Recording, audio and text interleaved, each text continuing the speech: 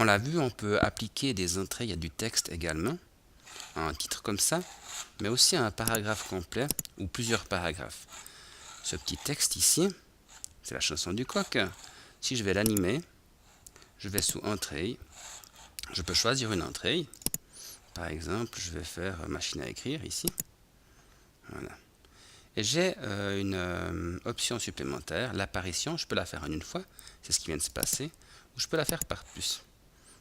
Ça me donne ceci, une première puce, une deuxième puce, une troisième puce, une quatrième puce et une cinquième puce. Je peux le faire aussi par puce mise en surbrillance. Aperçu, première puce, la deuxième apparaît, et chaque fois qu'il y a une nouvelle puce qui apparaît, les autres deviennent plus transparentes. Si je prends un texte plein, comme ça, je peux faire la même chose, non pas avec des puces, mais avec des paragraphes. Je sélectionne mon texte, j'ajoute un effet, on va mettre quelque chose de fin, quelque chose de dépôt. Voilà. Vous avez vu que mon texte arrive en une fois ici. Si je choisis par paragraphe, voilà ce que ça va donner. Premier paragraphe, deuxième paragraphe, troisième paragraphe, quatrième paragraphe, cinquième, sixième, septième, huitième, neuvième paragraphe.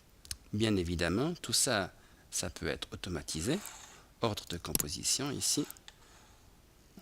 Tout peut se faire au clic de souris ou alors après la composition précédente avec un délai de 2 secondes par exemple. Voilà, on va voir ce que ça donne. La première, 2 secondes, la deuxième, 2 secondes, la troisième, 2 secondes, etc., etc.